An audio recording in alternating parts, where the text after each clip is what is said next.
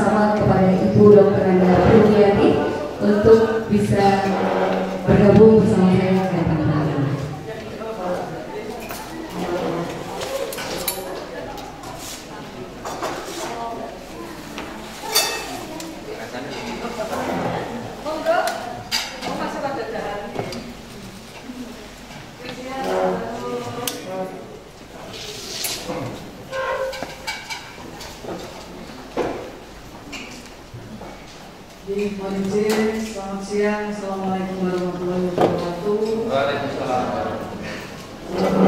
Budaya. Terima kasih Bapak Ibu, teman-teman semuanya yang telah hadir memenuhi undangan kami pada siang hari ini dalam rangka Sarasehan Rekayasa Ingatan Mutasi Imajinasi. Sebelumnya saya hormati Ibu Tustiani, anggota DPRD DIY, mohon maaf Ibu, Mbak Ira, narasumber kita pada siang hari ini, Mas Jopret Kuswidananto, Ibu Rita Masuti dan Mas Raen Rosidi. Terima kasih sehingga memang Sarasehan pada siang hari ini memang tema kita adalah Sarasehan Seni Rupa, namun kita lebih akan fokus nanti membicarakan terkait dengan media baru. Karena media baru ini memang di instansi Dinas Kebudayaan sekarang ada seksi baru namanya adalah seni rupa, film dan media baru. Sehingga melalui salah ini kami juga nanti mohon masukan dari teman-teman semuanya terkait dengan kegiatan-kegiatan yang sifatnya itu bisa memfasilitasi terkait dengan perkembangan teknologi media baru. Karena media baru ini terkait dengan teknologi ya Mas, terkait dengan sekarang ada perkembangan AI, kemudian interaktif, kemudian lintas disiplin. Jadi kegiatan seperti seni pertunjukan, seni rupa sekarang sudah melalui media baru, sehingga harapan kami sharing masukan-masukan dari teman-teman semuanya atau bapak ibu semuanya yang hadir pada siang hari ini. Dan ini kebetulan kita juga dihadiri dari DPRD DIY, sehingga ini akan menjadi seri program dan kegiatan yang nanti bisa dimasukkan di kegiatan-kegiatan yang ada di Dinas Kebudayaan. Sehingga memang ini lebih ke kami menjaring seperti apa ketika Dinas Kebudayaan memfasilitasi kegiatan terkait dengan nomenklatur baru, yaitu seksi seni rupa, film dan media baru. Sehingga masukan-masukan ini semoga nanti dapat bermanfaat, dan ini menginspirasi kami untuk bisa menemukan program yang itu bisa bermanfaat untuk perkembangan seni rupa maupun seni pertunjukan yang ada di daerah istimewa Yogyakarta. Nah, jadi nanti kami mohon masukannya sehingga kami bisa menerjemahkan ke dalam sebuah kegiatan. Kurang lebihnya itu nanti kalau misalnya Mas Rain Rosidi nanti bisa mengembangkan lebih jauh, saya nyuwun masukannya juga nih. Mungkin dari saya itu, Bapak Ibu teman-teman semuanya, ada kurang dan lebihnya kami mohon maaf. Terima kasih. Selamat siang. Assalamualaikum warahmatullahi wabarakatuh. Terima kasih banyak atas sambutannya kepada Ibu Dr. Nana Nuruliyati. Dan sebelumnya kami sekali lagi ucapkan selamat datang untuk kepada seluruh narasumber yang sudah hadir bersama kami, kemudian juga moderator yang nanti akan memimpin berjalannya sarana seni budaya di siang hari ini, dan juga untuk teman-teman yang sudah hadir yang mungkin baru saja hadir, selamat datang sekali lagi di ruang seminar dari Taman Budaya Yogyakarta. Baik, kita semua yang beranjak ke acara ini kita di siang hingga sore hari ini, yaitu Sarana Seni Budaya. Namun sebelum itu kami akan undang langsung saja. Yang pertama akan kami undang bersama kepada moderator untuk Kakak Theodora Elga Fasi Putri Jati untuk bisa bergabung bersama saya ke depan. Untuk tangannya teman-teman semua. Kemudian kami juga akan undang bersama kepada para narasumber yang nanti juga akan diperkenalkan lebih lanjut oleh moderator kita. Untuk itu pada yang terhormat Ibu Tustiani SH selaku dari Dewan DPRD DIY, boleh tepuk tangannya sekali lagi.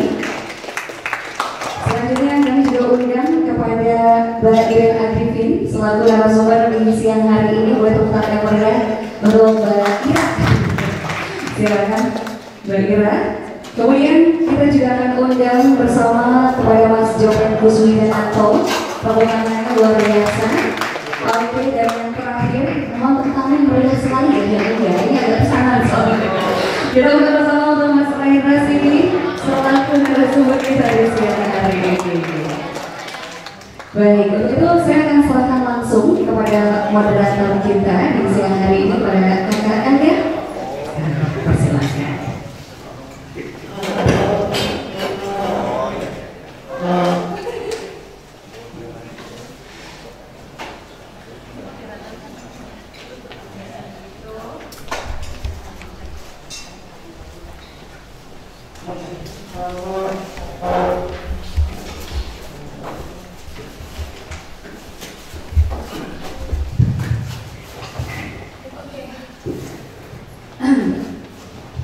Selamat siang, menuju sudah jam makan siang ya tadi.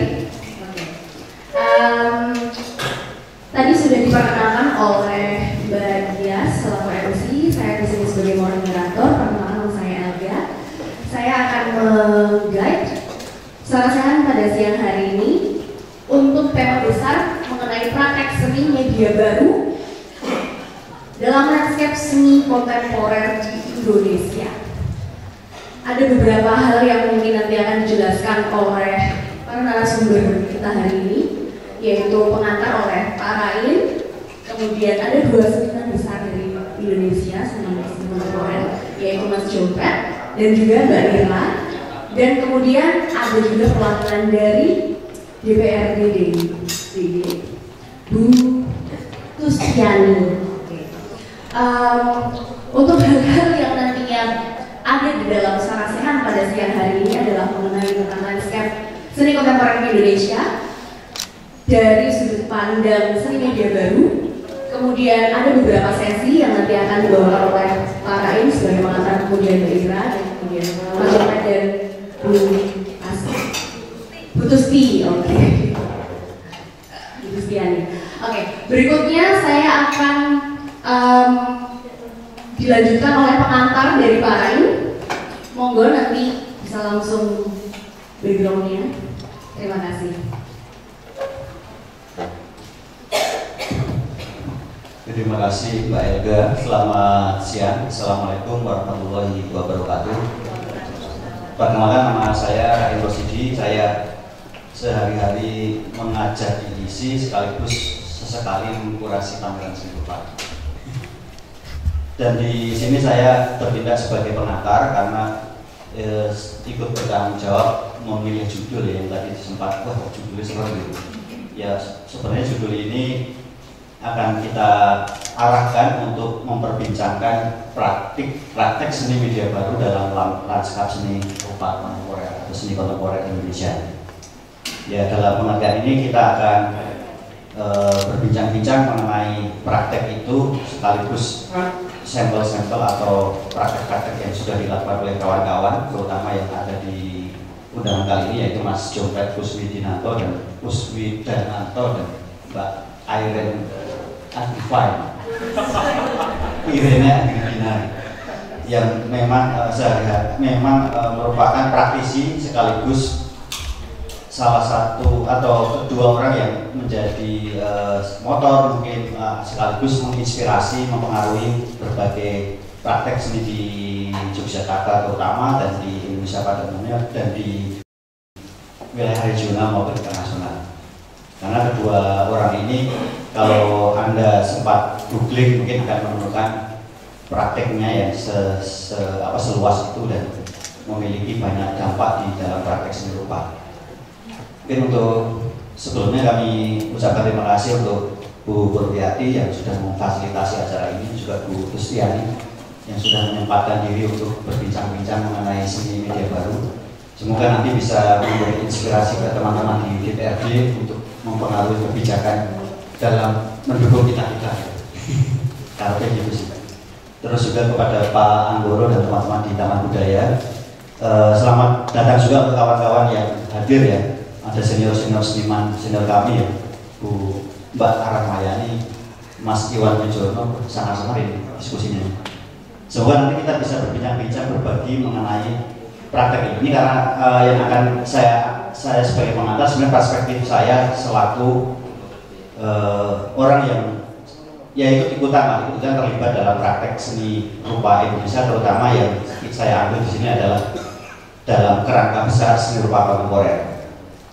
Mungkin untuk memulai, saya ingin menggambarkan kenapa saya menggunakan seni rupa kontemporer sebagai latar atau sebagai fondasi untuk memperbincangkan seni media baru ini. Dalam pandangan saya, seni rupa kontemporer itu adalah peluang ya. Peluang bagi kita, bagi siapapun yang memiliki bermacam identitas kekaryaan untuk ikut terlibat di dalam praktek seni yang inklusif, yang tidak lagi terbatas kepada praktek-praktek yang sebelumnya dikenal di dalam seni rupa modern. Kalau dalam konteks seni rupa, misalnya kita bisa ambil contoh pemikiran-pemikiran awal mengenai seni rupa kontemporer itu terinspirasi juga dari pemikiran seperti Arthur Danto ya, salah satu filosof yang banyak memperbincangkan seni rupa dalam konteks sosiologi. Danto mengatakan bahwa era setelah 90-an katakanlah atau sebelumnya itu sebenarnya era yang disebut the end of art atau berakhirnya seni. Tapi dalam istilah yang lebih spesifik lagi, yang berakhir adalah the end of art history atau berakhirnya sejarah seni rupa. Lebih spesifik lagi adalah berakhirnya sejarah seni rupa modern. Pengertiannya bagaimana? Pengertiannya adalah praktek seni yang terjadi pada hari-hari ini atau yang kita sebut seni rupa kontemporer itu tidak lagi bisa dibaca melalui kerangka berpikir sejarah seni rupa barat atau sejarah seni rupa modern.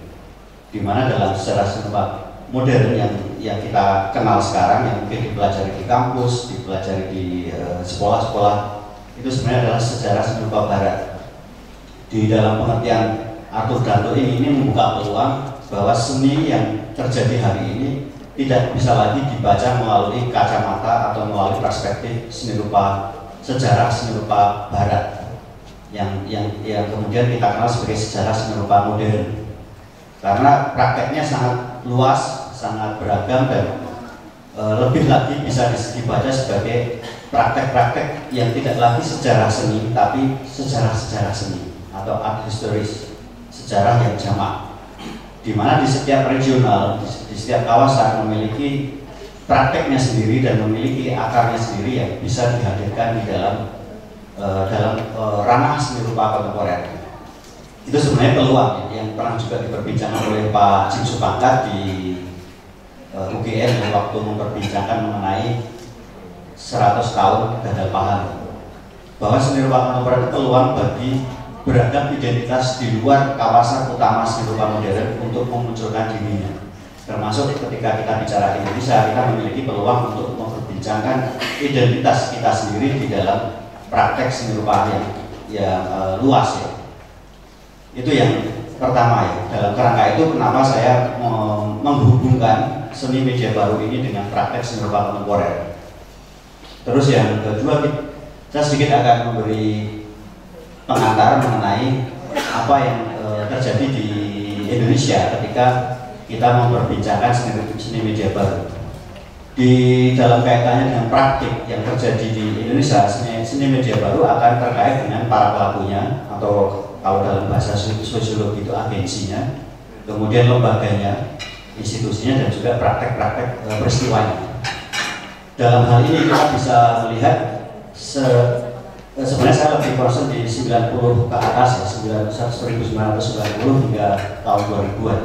Tetapi kita tidak bisa lepas dari praktek-praktek yang dicoba sebelumnya di dalam seni rupa Indonesia. Misalnya kalau kawan-kawan mengulik, kita akan menemukan praktek peristiwa yang menggambarkan benih-benih dari pertumbuhan seni rupa kontemporer di tahun 1970-an, yaitu misalnya gerakan seni rupa baru ya, yang diinisiasi oleh beberapa seniman kita, salah satunya Mas Evin Harsono, kemudian ada beberapa seniman dari Jogja dan Bandung yang sama-sama merasa tidak cukup untuk memperbincangkan seni dengan seni yang sudah ada sebelumnya. Dan itu kemudian memberi pengaruh besar ke dalam praktek-praktek di tahun 90-an. Karena saya lebih fokus di 90-an ketika di tahun itu antara Jogja dan Bandung terutama ya, praktek-praktek seni yang diinisiasi oleh teman-teman di lingkaran dua kota ini memiliki kesamaan di dalam merespon situasi sosial, politik maupun kebudayaan. Di Jogja terutama ketika saya awal masuk kuliah, mungkin teman-teman yang Genji belum lahir, 92 gitu, ada peristiwa yang namanya Biennale Jogja. Di peristiwa itu merespon praktek seni rupa peristiwa Biennale Seni Lukis Jogja atau Biennale Jogja yang kita kenal sekarang, Jogja Biennale. Di mana Biennale itu, Biennale sama Biennale itu diinisiasi oleh seniman, tetapi difasilitasi oleh Taman Budaya Yogyakarta yang sebutlah sebagai institusi formal, institusi resmi yang melahirkan peristiwa yang kemudian dianggap sebagai atau diupayakan menjadi peristiwa yang punya pengaruh, punya peran besar di dalam perkembangan seni rupa di Yogyakarta. Di tahun itu banyak seniman terutama dari mahasiswa seni dan yang juga berkolaborasi atau berinteraksi dengan mahasiswa di luar kampus seni seperti dari UGM, dan kampus yang lain menyelenggarakan Biennale Jogja, sebuah peristiwa yang merespon Biennale Jogja yang dianggap tidak cukup untuk menggambarkan seni dalam kaitannya hubungannya dengan masyarakat, dengan peristiwa politik, dengan peristiwa sosial dan peristiwa budaya. Dan di situ ada beberapa karya yang sekarang ini kita sebut sebagai kontemporer. Misalnya karya Mas Heri Dono membuat sebuah peristiwa di alun-alun Kuda Bina. Dia membuat semacam pementasan yang dikreasi sedemikian rupa menjadi karya yang bukan hanya mereproduksi atau kemudian tidak mengulangi praktek kejatilan atau kesenian tradisional yang ada, tetapi mengkreasinya menjadi karya yang kemudian memiliki pesan atau memiliki muatan-muatan yang lebih dari sekedar pementasan. Kemudian ada beberapa seniman yang merespon stasiun Tugu, kemudian ada yang membuat di halaman Songo dan sebagainya. Dan karya-karya itu menjadi karya-karya yang menginspirasi peristiwa-peristiwa seni sekarang. Yang kemudian peristiwa seni sekarang ini kita akan melihat akan didominasi oleh praktek-praktek seni yang melepaskan diri dari praktek seni modern sebelumnya yang berkisar di antara seni lukis, seni patung, atau seni grafis, atau kemudian ada kerajinan dan sebagainya.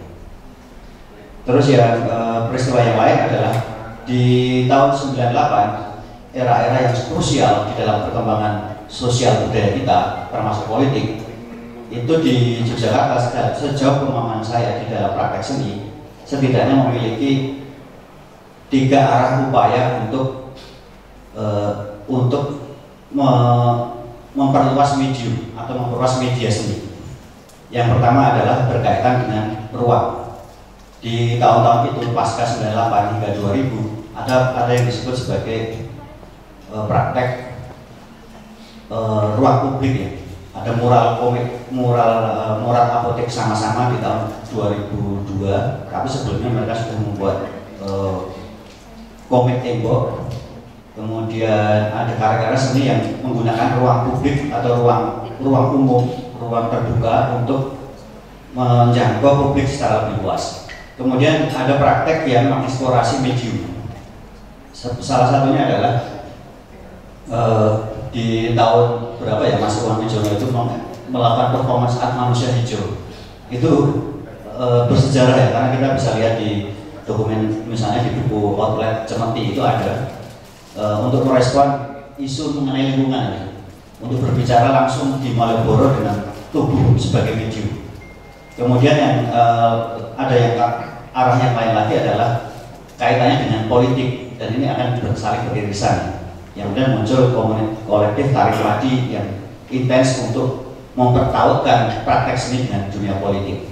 Tapi ada praktek lain yang mengeksplorasi soal media baru atau medium yang sebelumnya tidak dipakai. Salah satu contoh adalah di Cemeti. Cemeti ini salah satu ruang seni yang memberi sebagai institusi yang ikut menghidup-hidupi praktek seni seperti ini. Ada sebuah peristiwa yang namanya modus operandi, yang pada saat itu pemanfaatannya masih sangat ini ya, teknologi masa itu lah ya. Ada OHP itu, terus kemudian ada suaranya, jadi menggunakan sound dan visual, teknologi yang ada pada saat itu. Nanti Mas Jokowi akan banyak cerita ya, tahun-tahun itu bagaimana mereka mengejar teknologi untuk membuat karya.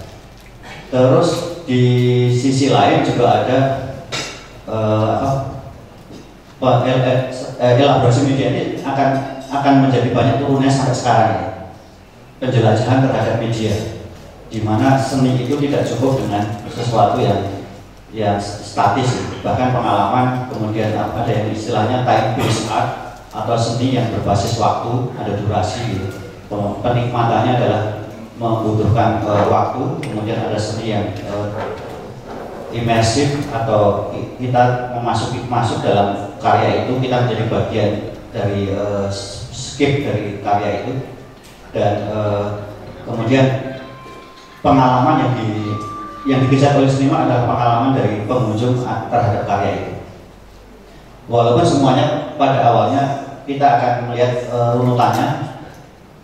Hampir semua itu sebenarnya diawali dengan sikap-sikap politis untuk memposisikan diri berhadapan dengan institusi atau berhadapan dengan apa yang disebut sebagai kemapanan. Di lingkup itu akhirnya lebih ke ini, praktek-praktek itu semakin menemukan pola bekerjanya, sehingga tidak lagi semuanya itu melulu sebagai praktek politik. Karena dulu kita lihat bahwa keinginan dari teman-teman untuk berkarya itu hampir selalu beririsan dengan aktivisme politik di dalam merespons situasi masa itu. Kalau masa itu masa sebelum 98 adalah Orde Baru ya, dimana kalau ada sebuah demo biasanya butuh seniman untuk membuat karya. Istilahnya dulu happening art. Happening apa? Nanti bisa merespon, mengkritik kebijakan dari pemerintah, dari politik dan sebagainya. Kemudian ada instalasi art. Seni instalasi itu pada tahun-tahun 98 itu ada pameran namanya 98 kalau nggak salah di Benteng, Slot in the Box. Itu beberapa seniman dari Jogja yang membuat sebuah pameran. Karyanya itu semuanya instalasi, seni instalasi yang sekarang populer, mungkin hampir semua seniman ingin mengerjakan itu. Dan yang menarik adalah institusi kita itu juga ikut menguri-uri, mengembangbiakan gagasan ini. Karena di tahun 98 FKY itu Festival Kesenian Yogyakarta sudah menyediakan satu ruang untuk pameran seni instalasi. Kalau saudara-saudara ingat di tahun itu pameran FKY itu ada dua seni rupanya, yang di Benteng Vandenberg mereka disebut oleh panitia adalah pameran seni lukis, grafis dan kriya. Kemudian di Purna Budaya yang sekarang menjadi PKKH itu pameran seni instalasi. Kedua-duanya masuk dalam FKY dan diseleksi. Waktu itu saya ikut bersama STDD, Edi Prabandono dan Pius Sigit Kucoro. Hampir semua kita merespon politik, ngomongnya tetap melawan waktu itu, mohon maaf, Golkar misalnya itu, atau mohon maaf, kemudian Orde Baru gitu, militer dan sebagainya. Karya STDD waktu itu yang membuat ayam-ayam itu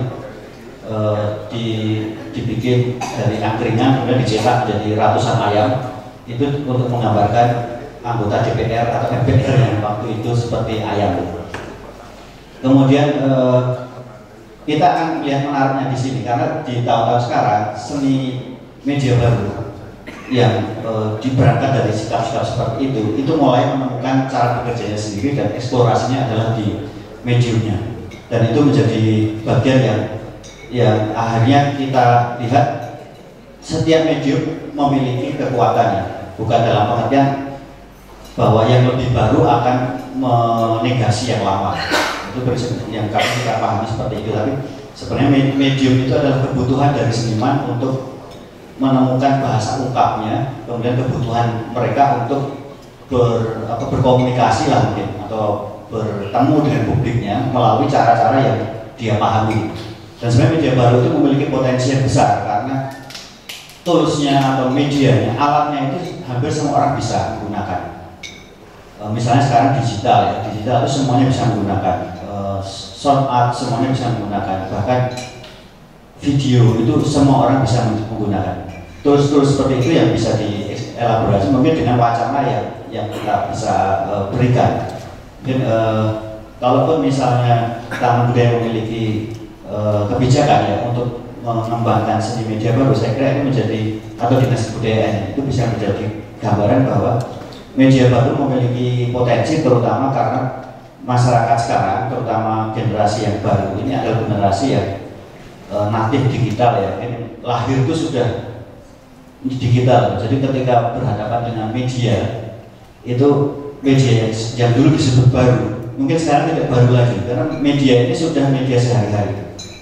Media baru dulu disebut media baru karena media itu merupakan hal yang baru dibanding media seni sebelumnya yang dulu tidak menggunakannya. Dan setiap media yang lahir di dalam seni sebenarnya merupakan bagian dari perkembangan teknologi masyarakat di saat itu ya.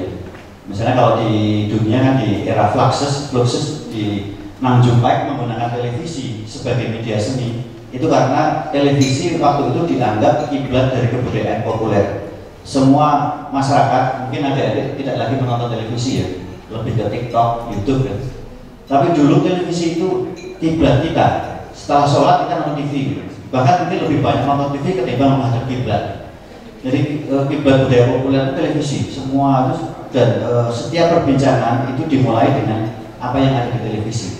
Itu yang membuat Nam Jumpaik, salah satu orang yang disebut bapak seni video dunia, orang yang lahir dari Korea yang kemudian tinggal di Amerika, menginisiasi kita gunakan media yang dipakai atau digunakan oleh saat itu gitu. Nah kalau sekarang digital dan sebagainya, mungkin nanti kita bisa melihat bagaimana media seni itu adalah sesuatu yang sebenarnya bagian dari kehidupan kita sehari-hari yang kemudian bisa dikreasi oleh seniman untuk menjadi sebuah karya yang ditujukan untuk hal tertentu. Mungkin itu Mbak Elga untuk mengantar saya, semoga tidak berlarut-larut. Yang jelas nanti kita akan mendengarkan paparan dari dua seniman yang sangat sangat terkemuka yang menjadi pelopor di dalam praktek yang kita sebut sebagai seni media baru. Mungkin terima kasih, saya kembalikan ke Mbak. Terima kasih Pak Ryan, Mas Yudi atas pemaparannya terhadap dari perspektif seni kontemporer di Indonesia dalam landscape besar tersebut ya Pak ya. Terutama pada fenomena hari ini mengenai seni media baru yang ada dan berkembang terus, terutama yang di highlight dari tadi adalah tentang medium. Bagaimana kemudian medium tersebut bisa sangat ramah terhadap orang-orang hari ini yang sangat mudah aksesibilitasnya gitu. Kemudian bagaimana itu bisa menjadi ruang reflektif dan juga bisa sangat informatif sekali ketika orang juga bisa mengakses hal-hal tersebut yang ada di dalam pengimplementasian seni media baru dalam masyarakat gitu ya Pak ya. Terutama pada perkembangan seni kontemporer di Indonesia, tentang praktek-praktek seni media baru yang ada di masyarakat, terutama yang dipublikasi oleh kerja-kerja dan praktik dari teman-teman praktisi seniman, terutama seni kontemporer. Seni kontemporer tidak hanya seni rupa saja, tapi juga dari seni-seni bidang keilmuan yang lain. Karena sangat bisa interdisipliner ya, dan itu sangat multidisiplin begitu, sehingga ruang itu sangat bebas dimasuki oleh banyak disiplin ilmu, mulai dari seni, teknologi, kemudian juga dapat melihat dari ingatan kolektif, perkembangan sejarah dan politik juga termasuk di dalam situ juga. Jadi kemudian ada dua seniman yang pada siang hari ini dalam Sarasehan bisa turut andil dalam menyampaikan perspektifnya, terutama dari seni dengan teknologi, sejarah dan juga sains, kemudian isu-isu kontemporer lainnya yang melalui studi kasus dari dua seniman penting, yaitu Mbak Irene Agrifine dan juga Mas Jombrat. Saya persilahkan untuk memaparkan materinya pada siang hari ini. Mbak Ira ini luar biasa sekali karena beliau adalah salah satu dari pegiat seni dan researcher atau peneliti dari HON, pendiri House of Natural Fiber Yogyakarta, dan peneliti interdisipliner yang aktif di bidang seni, sains, teknologi, dan pendidikan. Oke, mau langsung memaparkan materi? Gimana? Iya. Oke. Kemudian melalui pendekatan bioart dan open source, ya, ia mengembangkan karya yang menjembatani seni dan inovasi sosial ekologis. Topik-topik seperti seni dan biohacking, eksperimen ekologi dan interdisiplin menjadi perhatian dari seniman. Monggo, saya persilakan waktu dan tempatnya dengan santai. Terima kasih. Terima kasih ya. Terima kasih Mbak Ira untuk nanti performa.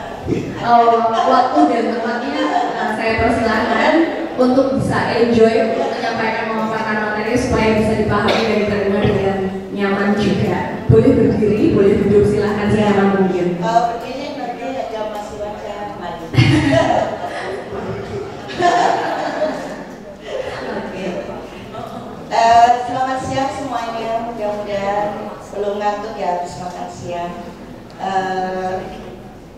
Assalamualaikum warahmatullahi wabarakatuh. Salam sejahtera, Om Swastiastu, salam budaya, salam budayamu.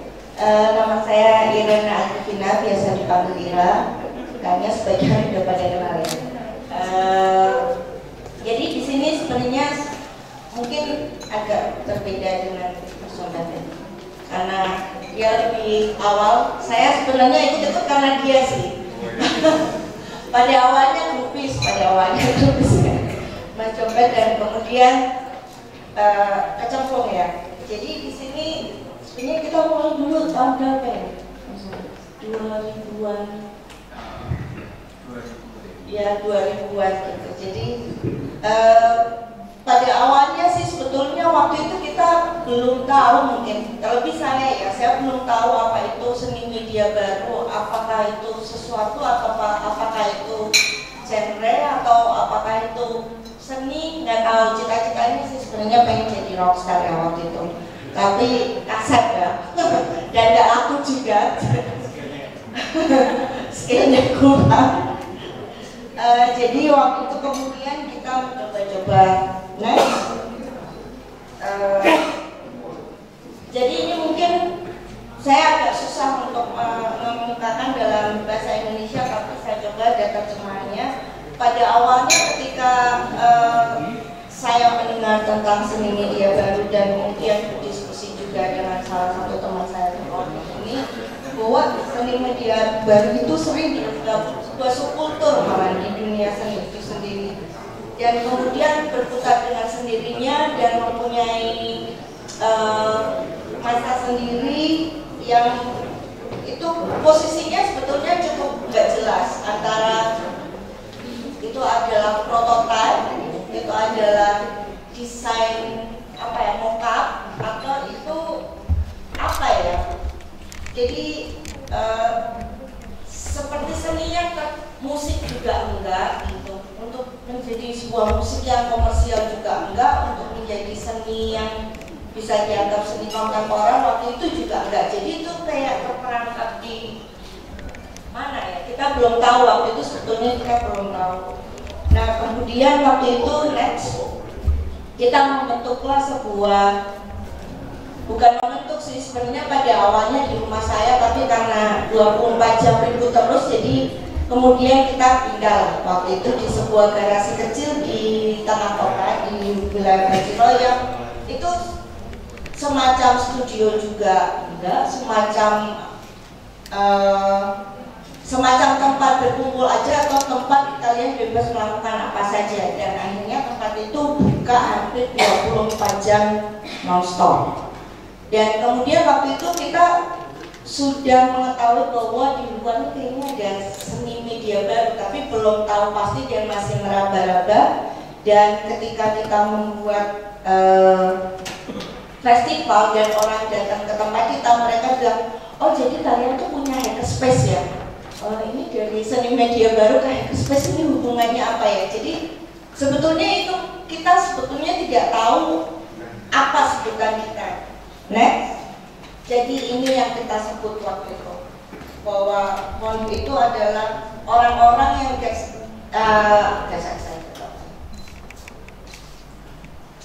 excited about things that no one else cares about.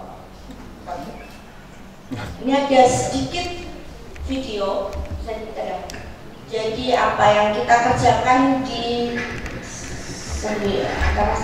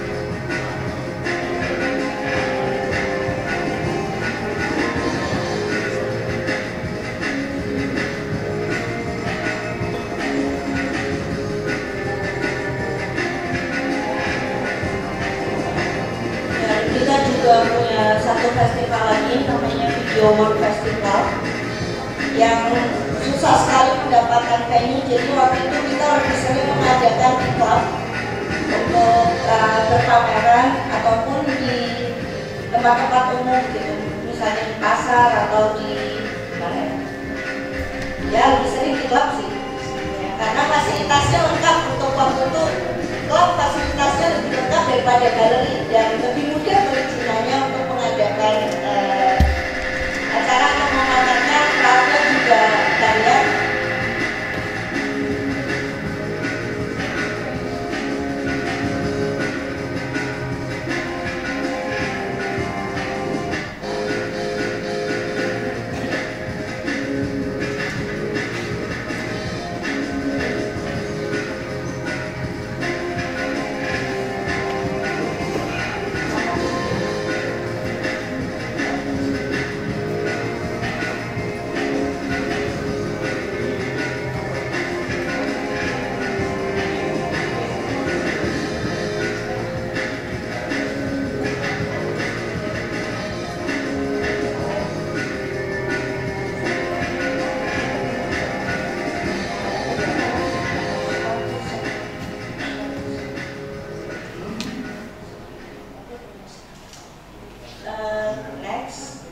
Dan kemudian garasi itu mulai cukup chaotic ya buat kita, dan mulai banyak pertengkaran tiada henti. Makanya kemudian pada tahun 2011 kita membuat 3 institusi di Kawanghorn. Satu adalah Pupok karena berfokus pada seni dan DIY Space Science, kemudian Fab Lab. Jadi ini ceritanya juga lucu. Setelah kita kemana-mana tadi, kemudian kita ditawarin, oh kalian itu makers, mau nggak kalian membuat sebuah tempat untuk makers? Kita sebenarnya belum terlalu tahu definisi makers dan bagaimana dari seniman kemudian berubah menjadi makers ini ada kecelakaan dan keajaiban juga ya. Tapi akhirnya kita membuat salah satu tempat laboratorium makers pertama di Southeast Asia waktu itu, Fab Lab, yang pusatnya Fab Lab ada di MIT, dan kemudian kita juga membuat Factory. Jadi definisi dan karakteristik new media art itu agak membingungkan sebenarnya buat saya, karena pada prosesnya alih-alih itu membuat sebuah produk seni, tapi itu lebih seringnya kita malah dicap sebagai innovators, makers, hackers, dan kemudian itu menjadi tantangan bagi sebetulnya pasar, audiens ataupun institusi untuk yang mengharapkan hasil konkret dari kita gitu. Waktu itu pernah sekali waktu kita kedatangan waktu itu ya, serombongan kolektor yang mau membeli mixer kita, itu gimana ya Mas? Kita agak bingung karena kita itu bukan karya seni sih, kalau mau kita kasih tutorialnya gitu, tapi itu mixer gitu. Terus iya ini tapi bagus juga ya kalau ditaruh di galeri. Nah mungkin nggak bagus ya. Itu mungkin nanti Mas juga bisa membantu juga bagaimana kemudian dari yang di awal itu berubah menjadi sebuah karya seni, yang dimana kemudian harus ada mungkin kurator-kurator seperti Mas Kain atau mungkin institusi tadi seperti Cemeti yang bisa mengakomodir itu. Dan ini adalah klasifikasi dan visibilitas yang sulit sih sebetulnya, karena next di tempat kita, di laboratorium kita banyak sekali melakukan eksperimen, workshop, dan bekerja dengan banyak institusi dari pendidikan, tenaga juga banyak. Kemudian next, ini eksperimen yang sering kita lakukan, 80% gagal ya. Dan next, kemudian kita melakukan think tank project juga dengan berbagai universitas baik di dalam maupun di luar negeri, project exchange. Nah, ini sebetulnya yang dipertanyakan ya oleh Mas Rail ya. Jadi relasinya dengan contemporary arts ini bagaimana? Sebetulnya kemudian lambat laun kita mulai diterima bahwa karena seiring juga dengan perkembangan teknologi bahwa karya-karya yang menggunakan teknologi dan interseksi antara seni dan sains itu kemudian menjadi sebuah hal yang lazim begitu demikian untuk produksi seni. Dan tapi pertanyaannya juga bahwa selama ini tuh media baru dikenal sebagai sesuatu yang avant-garde gitu, dan bagaimana kemudian si seniman-senimannya sendiri merasa gampang untuk memasuki dunia kontemporer gitu, dan menghapus ini kemudian menimbulkan risiko ini, apakah itu akan menghilangkan sejarah media baru itu sendiri dan metode-metode yang membentuk media baru ini, karena sifatnya tadinya dia adalah sebuah inovasi underground dan apa ya, lebih dibilang berarti akan selalu berada di pionir gitu, di depan. Ini adalah beberapa contoh karya yang kita buat waktu itu 2000-an ya, 2005, 2006 yang kita mulai yang ini kemudian kita di Transmedia Lab, dan ini sebetulnya karena kita tidak mendapatkan panggung gitu waktu itu di Jogja ya, selain di Parkinson ya. Dan kemudian akhirnya kita putar-putar aja pakai tiket ke seluruh Jogja karena memang tidak dia memainkan karya seperti ini. Selain mungkin di luar lebih terakomodir ya. Next. Ya, di sini kemudian kita menanyakan lagi ekonomi, etik dan prakteknya dari seni media baru. Bagaimana tadi yang seperti saya katakan bahwa ethos center itu kemudian menjaga semangat dan kreativitas, namun juga membatasi stabilitas. Jujur aja kalau ini finansial dan kesempatan, karena misalnya penghasilan senyum-senyum ya, saya jadi gimana? Karena di sini sebetulnya ketika itu bisa berrelasi dengan baik, mungkin akan menimbulkan sebuah inovasi yang cukup radikal di seni media baru. Namun itu kemudian juga akan jatuh kalau kita bisa melihat sekarang lebih banyak seniman new media baru tadinya kebanyakan di luar ya. Mungkin kemudian mereka berubah menjadi bekerja sama dengan industri, karena misalnya mereka memang ada teman baik saya yang kemudian dia membuat waktu itu programming untuk Bitcoin itu tujuannya adalah gerakan akar rumput dan tujuannya adalah seni gitu, namanya Jerome. Dan kemudian ketika itu sudah diopen dan menjadi sebuah karya, itu kemudian diambil oleh industri, dan ya seperti kita tahu sekarang Bitcoin itu di mana-mana gitu, dan itu menjadi sebuah perdebatan apakah kita harus tetap kalau gitu atau kita harus bekerja sama gitu. Itu saya pengen tahu juga sih sebenarnya di sini nanti jawabannya bagaimana gitu, dan bagaimana kemudian dari baik dari industri maupun dari seni kontemporer melihat paradigma yang semacam ini. Juga dari pemerintah ya. Yang kemudian dari hacker makers yang kemudian berubah menjadi makers, karena di sana sebetulnya lebih diterima untuk inovasi-inovasi yang sifatnya akar rumput ini daripada kemudian itu di galeri atau museum yang dimana itu tampilannya mungkin harus lebih flawless, lebih rapi, lebih bisa diterima di pasar, yang itu sangat berlainan dengan pada awalnya seni media baru itu dan semangat seni media baru di era 2000-an awal atau 90-an. Kita kenal. Next, ini adalah salah satu karya juga, mungkin sudah pada tahu ya, dibuat oleh waktu itu Juan dan Lopez dan diinisiasi oleh Julian Abraham, betul ya. bagaimana kemudian proyek ini lebih berhasil dan lebih dikenal sebagai inovasi sosial daripada karyanya.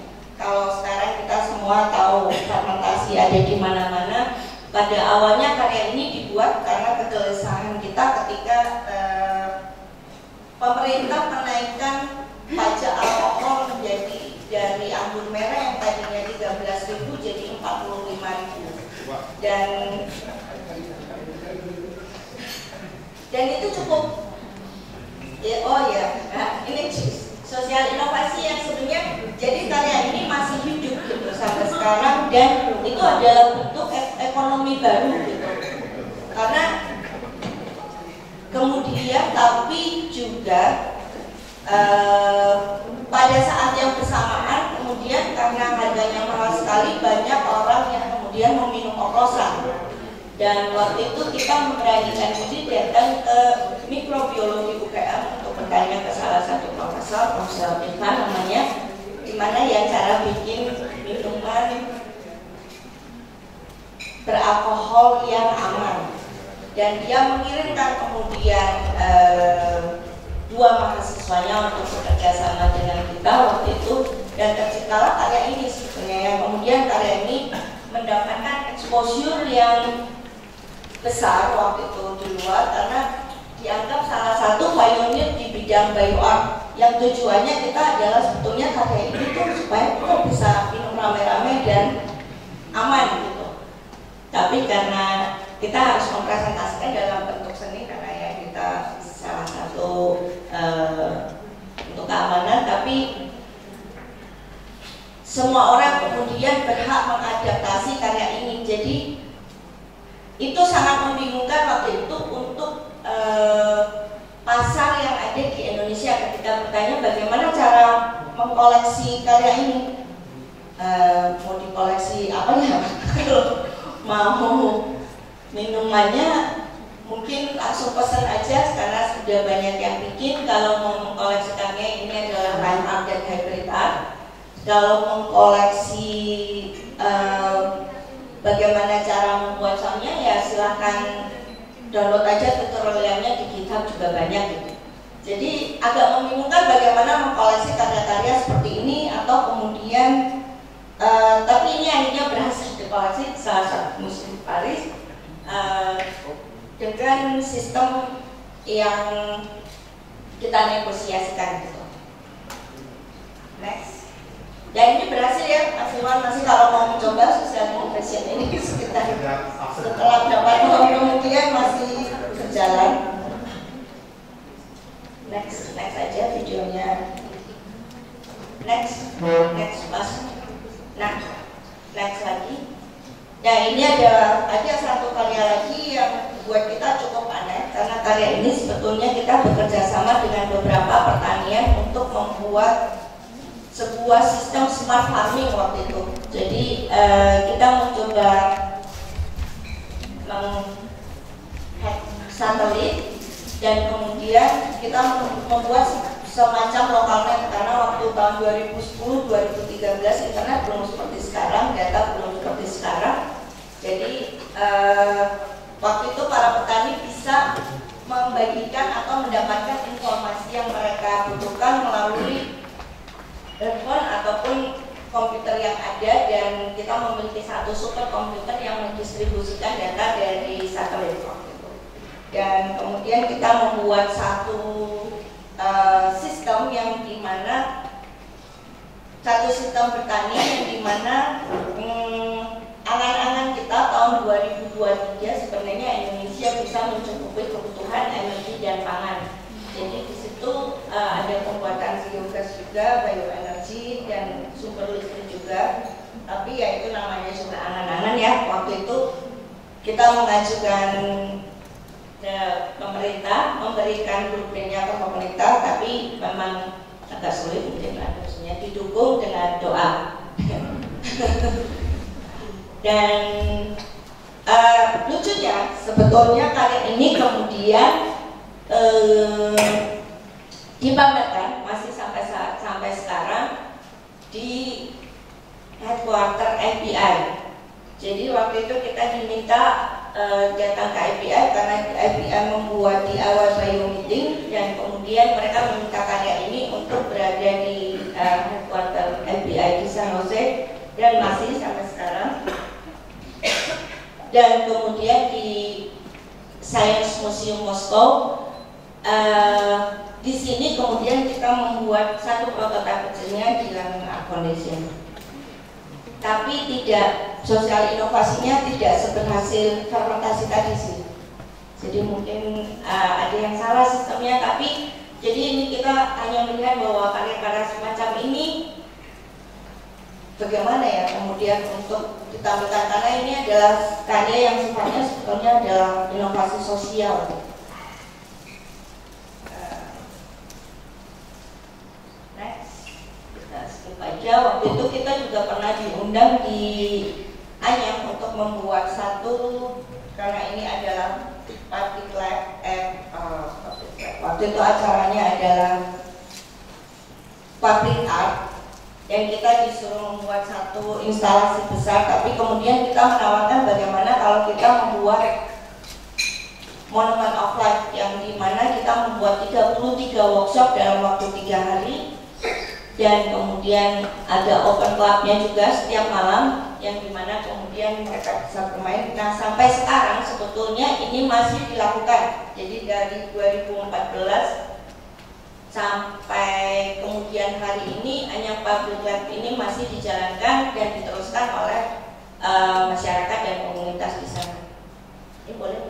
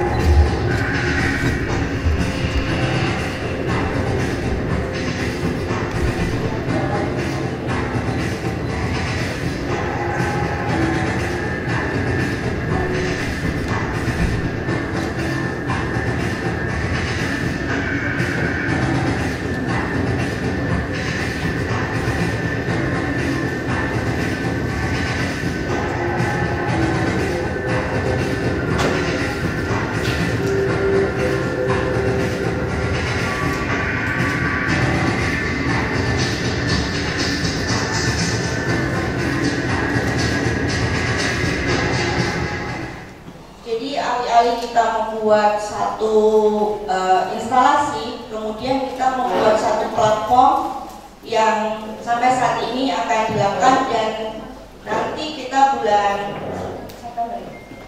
September akan kembali ke sana untuk bergabung lagi dengan mereka. Dan next, jadi di sini masuklah kita ke challenge of acceptance and legitimasi. Itu sebetulnya kita sudah mulai diterima, kemudian ditonton oleh WA, dan bagaimana mereka bisa mengakomodir karya-karya semacam yang kita lakukan. Contohnya tadi kemudian di Anyam Public Art Project, dan kemudian next. Ini adalah karya yang dipamerkan di New Museum New York, yang sebenarnya adalah riset tentang 4 sungai penting di Jogja, yang sekarang juga masih diteruskan lagi. Bagaimana kemudian kita membuat water filtration, dan bagaimana kemudian kita memurnikan air menggunakan bakteria, dan kemudian juga ada water monitoringnya. Dan kemudian ini dipamerkan di Pau, Perancis, tentang 5 genus kehidupan, 5 ordo kehidupan sebenarnya. Jadi bagaimana relasi antara human, monera, protista, algae, human masuk animalia ya. Berarti animalia, protista, algae, dan monera. Next. Jadi di sini kita juga bekerja sama dengan salah satu universitas di Prancis, dan kemudian ketika dipamerkan pengunjung bisa berinteraksi langsung dengan karyanya.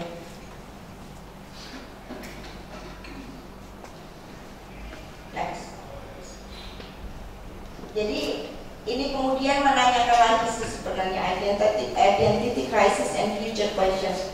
Pertanyaan ini kemudian menandakan persimpangan strategis bagaimana kemudian mempertahankan media art sebagai domain khusus dan meleburkannya ke dalam seni kontemporer, karena ini membawa konsekuensi khusus yang seperti tadi kita katakan, itu akan kehilangan seperti spiritnya atau rohnya ketika itu dileburkan. Tapi kalau tidak, kita akan terus-menerus akan ada berada di akar rumput tadi dan memainkan hanya bukan seni, bukan, atau hanya akan berubah-ubah mengikuti zaman aja. Next, ini adalah salah satu contoh karya yang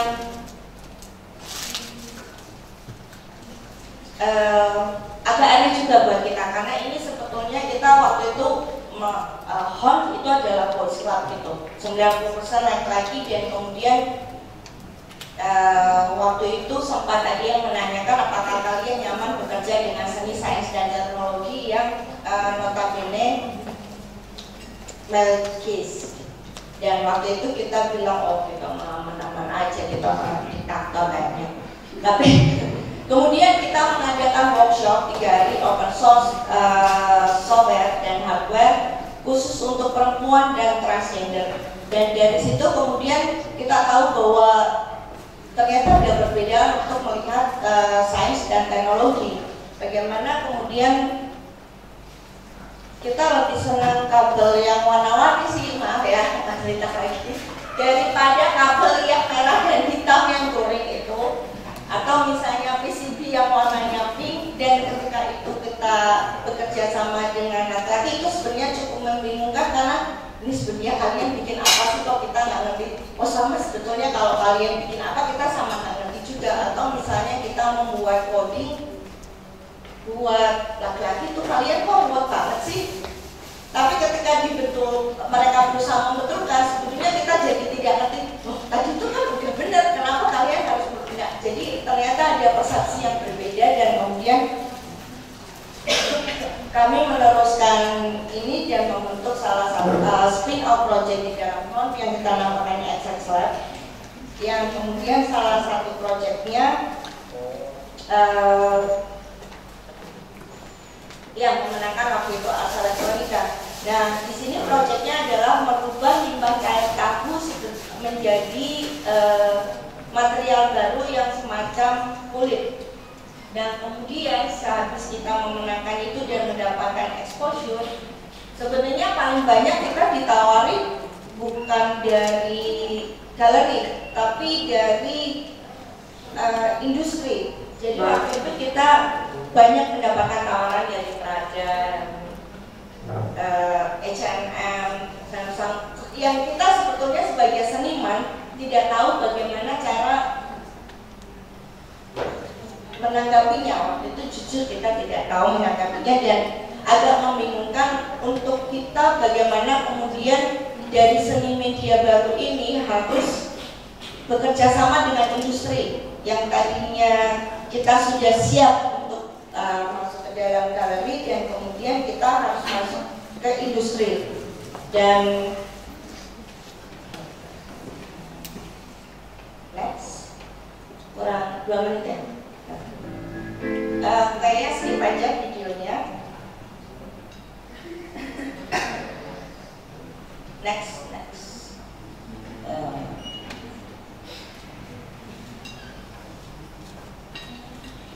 Ya, secara historical law dan postmodernisme, saya pikir kita udah sekarang sebetulnya sudah sampai di post media gitu. Bagaimana sebenarnya seni media baru itu kemudian tidak cukup punya banyak wacana dan terlalu berisiko untuk menghambat arus kreatif. Walaupun wacana akademis yang membantu juga dalam pengakuan formal, tapi bidang ini kemudian jauh bergantung kepada eksperimen yang berkelanjutan dan keberanian untuk mencoba hal-hal yang baru. Dan disitulah ada pos media. Ini aku langsung berangkat. Ya ini adalah beberapa yang dilakukan kita tahun-tahun terakhir ini. Dan next lagi.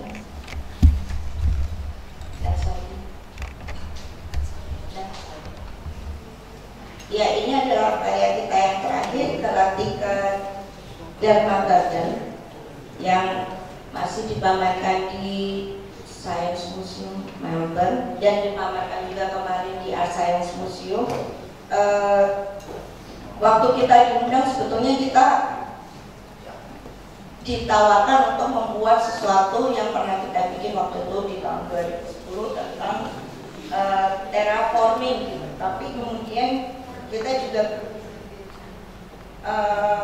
melihat lagi bagaimana konsep tentang ekofeminisme dan terraforming gitu. Bagaimana kemudian kita kemudian melakukan riset dan kita mengandalkan bagaimana kalau alien itu mereka yang turun ke bumi tapi bukan kita yang ke sana. Dan kemudian di sini karena riset bersama satu cari Dewi Laksmi yang ada di Jawa Timur, dan kemudian kita membuat sebuah bioreaktor. Kita ada sebuah bioreaktor yang bisa menghasilkan membangkitkan tenaga listrik juga, dan di situ kita menggunakan lumut karena lumut adalah pioneer of the earth. Dan kemudian Dewi Laksmi di situ juga ada kita menganalogikan bahwa dia adalah membawa kehidupan di bumi. Jadi bagaimana kalau sebetulnya dibalik bahwa alien itu adalah yang datang ke sini dalam wujud perempuan dan kemudian memulai kehidupan di bumi ini, dan itu sudah ada sebetulnya di mitos-mitos kita. Next lagi mas. Ya, ini adalah salah satu karya terakhir. Sebenarnya ini juga agak membingungkan karena ketika ini adalah yang kira adalah salah satu karya tes saya yang bagus, yang kemudian secara akademis ini cukup dipertanyakan karena pertanyaannya adalah ini seni atau desain.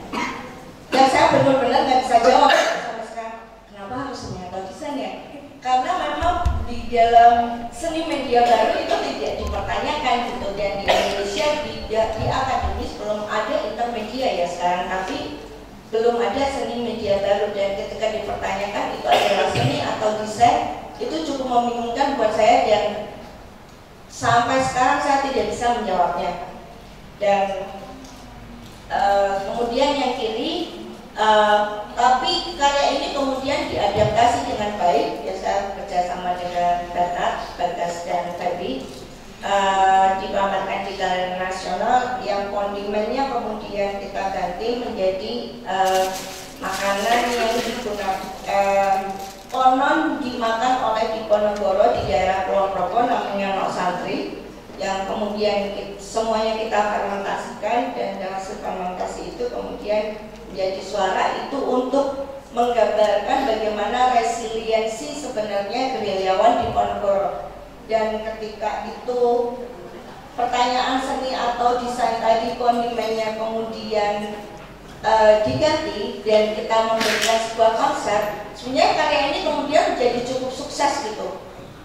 Pertanyaan itu kemudian tidak ada, jadi itu agak ironi ya buat saya ketika maksudnya proses pembuatan seni media baru dan kemudian singgungannya dengan seni kontemporer ini, apakah letaknya ada di inovasinya itu sendiri atau ada di hal-hal lain yang kemudian menjadi add-on gitu istilahnya. Oke.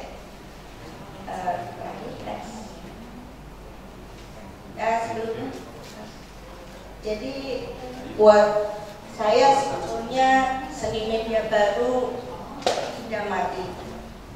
Karena ketika itu harus masuk kontemporer, itu apakah itu akan kehilangan rohnya, kecuali seni rupa kontemporer itu bisa mengakomodir dengan baik. Dan ketika itu kemudian berada di tempat lain, bahkan di tempat seni media baru itu awalnya berasal, itu akan diambil oleh industri gitu. Dan kemudian kita bukan lagi menjadi seniman, tapi kita lebih menjadi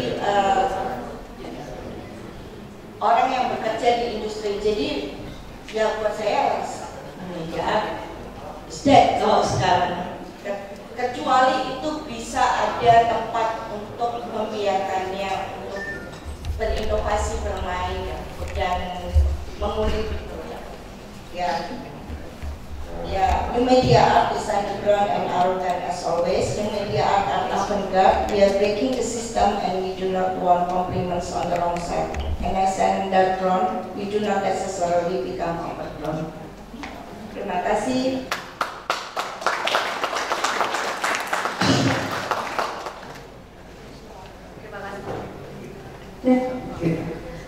Terima kasih atas pemaparan yang luar biasa, dan mungkin ada beberapa dari audiens kita pada siang hari ini yang merasa berat bisa dibecai. Sebetulnya memang yang saya tangkap dari segala sesuatu yang sudah disampaikan, mulai dari pengangkat dari Pak Raim melalui sudut pandang seni kontemporer di Indonesia, landscape-nya, terus kemudian topik yang menjadi praktik dari seni media baru yang memang secara praktik langsung dari Mbak Ira sendiri, merupakan eksperimentasi yang sangat kreatif dan kemudian bisa sangat plural, memasuki ruang-ruang multidisipliner, kemudian dibalut dalam kemasan seni yang akhirnya itu mengkritisi dari sebuah keresahan-keresahan kolektif yang akhirnya itu digerakkan melalui akar rumput, karena memang keterbatasan ruang, keterbatasan fasilitas juga dari hari ini yang terutama di Yogyakarta, yang basicnya di Yogyakarta atau kemudian di Indonesia sendiri, karena itu merupakan seni media baru tapi ternyata sudah mati. Baru aja tapi mati. Sebenarnya itu sangat ironis ya, anggapan terhadap bagaimana cara seni media baru itu sepertinya memang harus atau memang penting untuk diakomodir dalam perkembangan seni kontemporer hari ini, terutama di Indonesia. Karena kontemporer sendiri merupakan fenomena yang kita tahu bahwa itu akan terus berkembang, dan kita nggak akan tahu juga bagaimana batasan-batasan yang bisa menjadi boundariesnya gitu kan, dari sudut pandang seni secara luas gitu. Kemudian berikutnya nanti akan ada seniman yang luar biasa hebatnya, tidak kalah hebatnya, Mas Jompret. Sebelumnya memang pembicara sebelumnya Mbak Ira memperkenalkan secara praktiknya di dalam ruang publik dengan keresahan-keresahannya secara kolektif yang bergerak di Honor ya, bukan hanya di Indonesia saja tapi sudah di dunia. Jadi sampai membahas tentang alien dan bagaimana perkembangan sosial, science, art, and humanity ada di Indonesia gitu. Kemudian yang dapat diterima oleh media di luar dan kemudian fasilitas-fasilitas di luar, akhirnya itu yang menjadi keresahan hari ini, bagaimana base-nya yang di Yogyakarta itu bisa mengakomodir keresahan tersebut. Mungkin dari seniman Mas Jompret bisa memberikan pandangan atau perspektifnya dari karya-karya yang sudah pernah dibuat yang bisa menjembatani pemikiran dari sisi seni kontemporer Indonesia dari situ mengenai seni media baru, bahwa melalui memori kolektif secara politik atau sosial gerakan sosial secara underground yang dibalut oleh seni rupa, pertunjukan atau media rekam yang akhirnya itu tidak bisa terdikotomikan lagi karena semuanya sudah menjadi satu dalam lingkup seni kontemporer yang secara luas gitu. Oleh karena itu, untuk mempersingkat waktu, saya mempersilakan Mas Jompet untuk mempresentasikan materinya agar kita semua bisa memahami apa yang sebetulnya terjadi sih seni kontemporer hari ini dari landscape seni media baru begitu Mas. Saya berikan waktu yang tepat. Mohon silakan. Terima kasih. Oke, terima kasih. Selamat siang, sore. Ya sangat merasa terhormat kalau bisa duduk di sini. Ngomongin media baru, sepertinya ya saya harus membicarakan hal-hal yang saya hanya membicarakan media baru dari bercermin dari praktek saya pribadi gitu, dan artinya itu saya harus menceritakan beberapa hal yang saya lakukan kira-kira seperempat abad yang lalu, yang untuk waktu yang sejauh itu gitu, biasanya yang diingat-ingat itu adalah yang baik-baik aja biasanya. Jadi saya mau mulainya, saya akan duduk di situ sebagai seniman media baru itu merasa aman untuk melihat proyektor gitu. Jadi boleh mulai.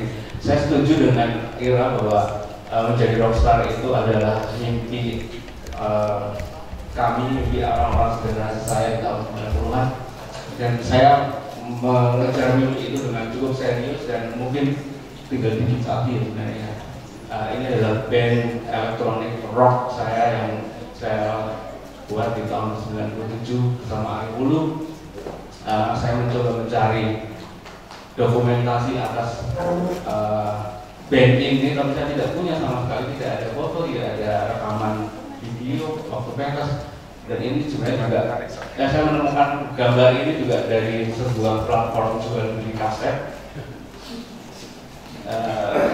Ini adalah album, split album sebenarnya, satu dari band saya SKM, dengan sebuah band Malaysia Core, itu tahun 99 dengan saya. Dan sebenarnya ini juga memberikan bayangan ya, bahwa di masa itu sangat mungkin terjadi bahwa kita melakukan hal yang kita anggap penting, besar, tapi tidak terdokumentasi gitu. Itu terjadi waktu itu. Terus kemudian ini adalah band elektronik. Itu adalah pintu masuk saya untuk membicarakan media baru yang saya praktekkan. Masa-masa itu adalah membuat band elektronik waktu itu adalah sebuah ada keren band elektronik, ada Nine Inch Nails, ada Prodigy dan seterusnya. Tapi sebenarnya membuat band elektronik itu juga tidak bisa dijangkau oleh semua orang, dalam arti bahwa waktu itu membuat band elektronik itu nggak murah gitu ya. Buat saya masih mahasiswa saat itu, nggak mungkin saya untuk bisa beli synthesizer, sampler, sequencer dan sebagainya, nggak mungkin gitu. Tapi di tahun 98, 97 komputer waktu itu Pentium 4 atau Pentium 3 itu sudah bisa mulai dipakai untuk membuat musik. Jadi bisa macam keyboard itu bisa keluar suara pianonya, keluar suara drumnya, dan itu tuh mungkin sudah gitu mengubah, bisa ya bikin musik elektronik sekarang dengan komputer gitu kan. Kemudian waktu itu saya dan Ari Wulu tertarik untuk membuat musik dengan suara-suara yang tidak natural, tidak berasal dari alat musik yang konvensional seperti itu. Nah, ini mungkin jadi awal dari saya bersinggungan dengan media-media yang sedikit banyak berhubungan dengan teknologi. Dan itu kemudian terextend ya, ketertarikan kami pada musik elektronik itu terextend dengan membuat sebuah festival musik elektronik yang bisa dibilang itu mungkin festival elektronik pertama mungkin di Indonesia. Mungkin nanti bisa tanya Lintang yang barusan mengeluarkan bukunya tentang sejarah musik. Jadi judulnya Mencari Harmoni 99. Saya membuat itu bersama komunitas Forum Musik Fisik UGM dengan ini dan banyak teman lain, saya agak lupa, tapi intinya waktu itu pertama kali festival itu disebut itu adalah festival musik komputer. Jadi waktu itu kami berkeras festival musik komputer, bukan festival musik elektronik. Itu sedang menegaskan standpoint bahwa kita tuh komputer tuh beda, elektronik tuh beda. Elektronik tuh kayak di sini kasta, sebuah kasta. Musik elektronik itu kasta di sini yang kita nggak bisa jangkau. Sementara komputer itu adalah sebuah hacking gitu dari elektronik gitu. Untuk yang ketiga kita mengganti nama ke sini aja ini kemudian ya adanya lebih bisa lebih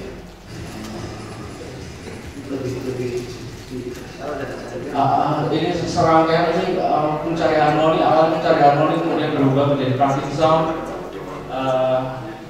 Dibuat ini adalah di GOR UNY yang belum selesai.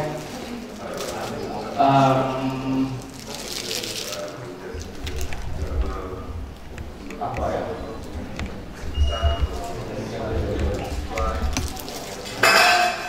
Jadi yang menarik juga di sini adalah kami mengundang para pemusik itu untuk mengolah pertunjukan mereka dengan mempertemukannya dengan teknologi visual saat itu, misalnya dengan animasi, dengan grafis, dengan proyektor waktu itu sangat sebuah media yang mewah, menyenangkan. Kita merasa melihat ada masa depan di proyektor. Tapi mungkin sedikit balik lagi ya, bahwa 98 itu kegeliaan atau dorongan yang besar untuk bekerja dengan medium-medium baru itu juga sangat mungkin itu berresonansi dengan kondisi politik saat itu, jatuhnya rezim Orde Baru dan kemudian euforia reformasi itu tuh seperti mengajak semua orang, terutama anak muda waktu itu, untuk ayo melakukan sesuatu yang tidak boleh sebelumnya, ada sesuatu yang tidak tidak ada sebelumnya, ada semangat ekspansi seperti apa, semangat eksplorasi yang seperti itu yang kadang-kadang juga naik gitu. Oke, lanjut. Ya, itu tadi secara secara komunitas, secara kolektif, saya bersama banyak teman-teman membuat festival musik elektronik. Saya pribadi kemudian juga meneruskannya, bekerja membuat karya yang mengolah, misalnya membuat suara dari gerakan,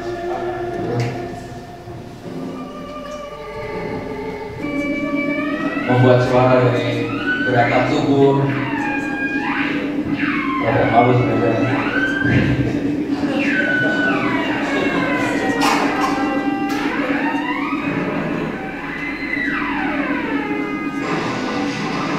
Menggabungkannya dengan TV, animasi, ini dengan pensa, ya seperti yang diceritakan Tira tadi. Saat pertunjukan ini Tira belum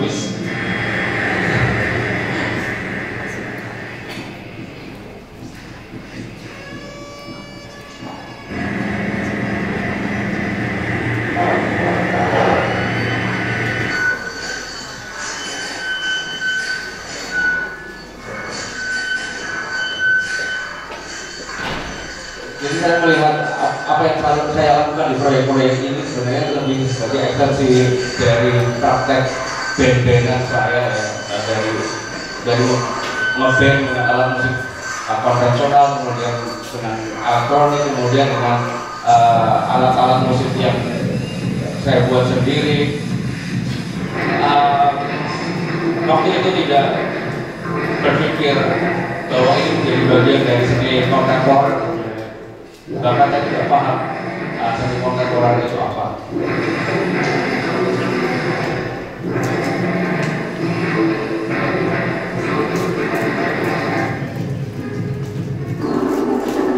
Ada yang menarik adalah bahwa di satu waktu setelah serangkaian proyek ini saya diundang di sebuah dialog radio live waktu itu ya, Seni Cemeti memiliki satu program mingguan namanya Dialog Seni Kita kalau nggak salah itu. Saya diundang dan saya diwawancarai tentu saja dengan kerangka pembicaraan seni gitu.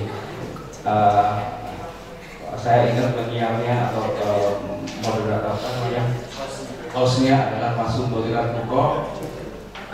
Saya mendapatkan serangkaian pertanyaan yang tidak satu pun yang bisa saya jawab gitu. Saya tidak tahu, saya tidak paham apapun tentang seni, saya tidak bisa menjelaskan apapun gitu dengan apa yang saya lakukan ini dari kacamata seni, dan semua yang saya sampaikan seperti ini sama sekali tidak memuaskan hostnya. Dan ya itu bisa jadi itu adalah salah satu awkward moment yang paling monumental di sejarah karir saya. Jadi ya itu terus apa ya setelahnya? Oke, setelahnya iya ini terus-terusan ini ngomongin konteks ya apa di tahun 2003 itu saya dan tetangga-tetangga saya di Kampung Balirejo. Ini konteksnya adalah bahwa di tahun itu adalah bahwa kultur kita dibentuk oleh televisi seperti yang disampaikan Mas Rai itu. Televisi itu memiliki hegemoni yang sangat kuat, itu yang membentuk, baik sangat membentuk kami waktu itu, dan itu juga televisi itu punya seperti apa ya, sistem yang kita tidak bisa dengan mudah untuk masuki gitu. Misalnya dari alat peralatan produksi mereka ya, misalnya ada yang mereka sebut sebagai standar broadcast kamera itu. Jadi kalau kamu mau membuat produk video yang layak untuk ditampilkan di stasiun TV, kamu harus memenuhi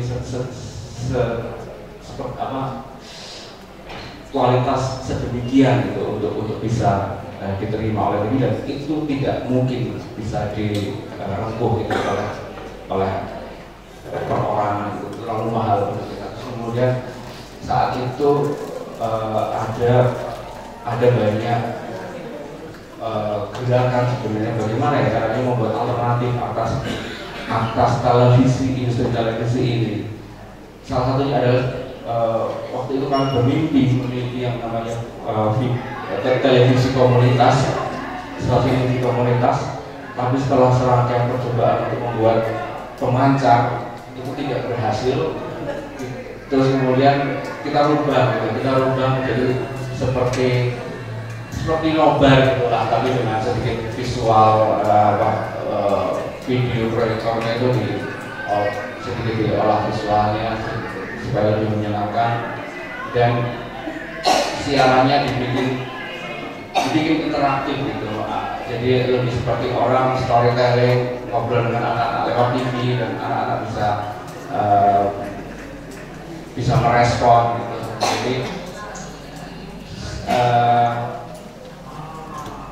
Jadi apa ya?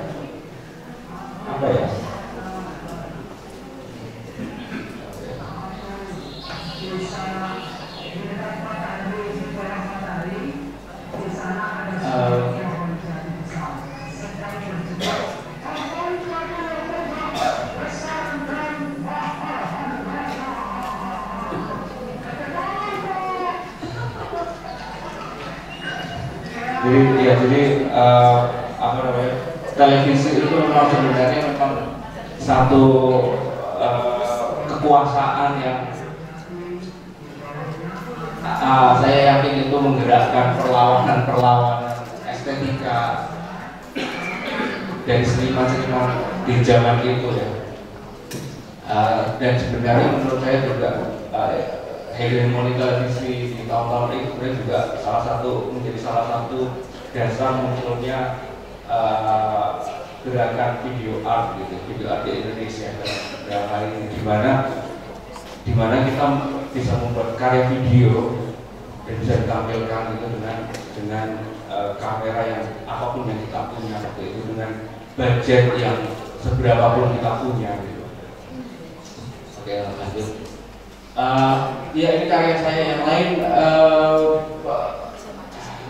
agak bergerak setelah wawancara yang sulit tadi dengan Mas Sumbo itu mendorong saya untuk mempelajari seni rupa dengan lebih serius. Saya membantu banyak Mbak Armayani, ngobrol banyak, belajar banyak dari Armayani. Terus kemudian saya membuat karya yang mungkin sedikit lebih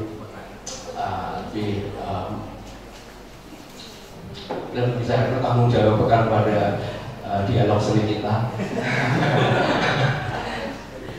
Jadi ini adalah karya interaktif Yawan Our To Be Other, di mana saya membuat satu alat, itu sepasang alat yang dipakai dua orang itu mengundang partisipan untuk menukarkan penglihatan mereka. Jadi apa yang ada di dalam topeng itu adalah sebenarnya sebuah monitor kecil, di mana di monitor itu adalah gambar yang ditangkap oleh kamera dari pasangannya. Jadi mereka sebenarnya saling bertukar pandangan, terus kemudian mereka diberi tugas untuk bertemu di satu titik melewati labirin imajiner itu dengan cara saling memandu lewat perangkat komunikasi gitu, belok kiri belok kanan.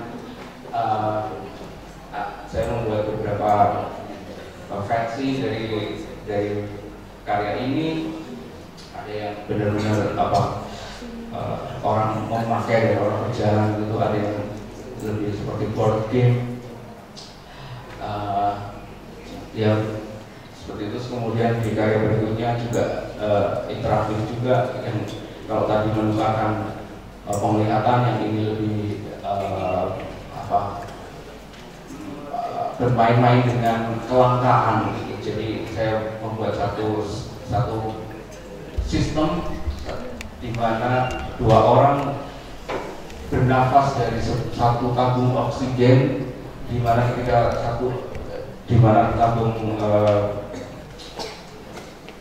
orang membuka keran untuk mengalirkan oksigen ke dirinya, itu artinya dia menutup pasangannya. Jadi mereka harus bergantian. Di saat yang sama mereka harus menyelesaikan puzzle. Ya kira-kira seperti itu. Waktu itu saya tertarik dengan yang namanya seni sebagai tempat untuk memodelkan sebuah situasi, memodelkan sebuah kenyataan, realitas gitu. Oke, lanjut.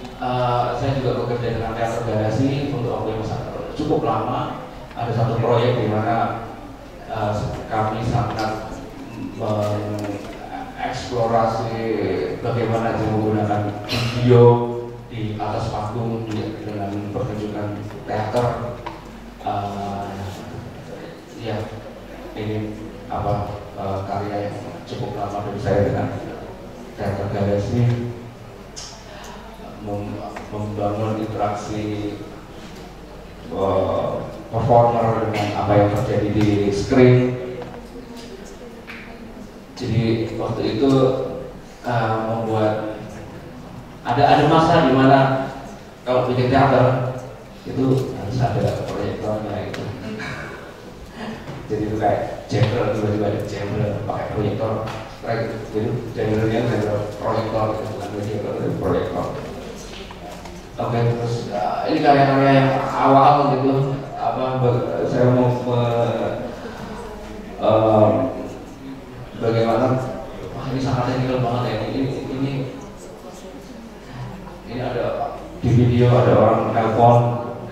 Jadi zaman dulu, ini telepon zaman dulu telepon, sulit dijelasinnya ya. Jadi ketika telepon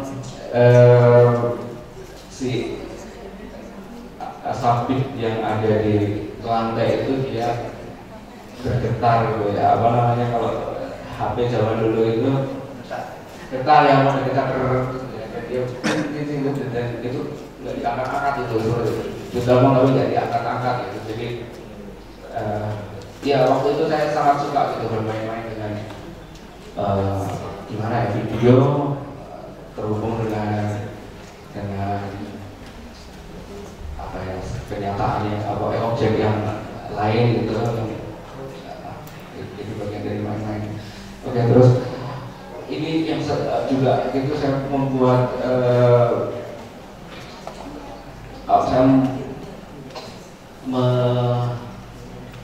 ada satu video yang saya gimana ceritanya. Jadi saya mengubah suara dari seorang ibu ini yang dia dalam video ini sebenarnya dia sedang menceritakan keluh kesahnya sebagai seorang petani gitu. Terus kemudian suara itu di transform gitu, atau ya ditransform gitu ke dalam satu getaran gitu. Jadi yang keluar bukan suara tapi kemudian vibrasi gitu, untuk menunjukkan bahwa bagaimana suara-suara seperti itu tuh nggak terdengar gitu. Ya, terus kemudian ini karya yang mungkin kemudian menjadi prototipe untuk karya yang cukup apa ya, banyak sekali saya kerjakan, di mana saya membuat figur-figur hantu, ada prajurit, ada orang protes, itu kemudian menjadi karya yang cukup panjang dan cukup penting buat saya. Itu tapi awalnya adalah karya ini, di mana saya permainan medianya itu mungkin sudah tidak lagi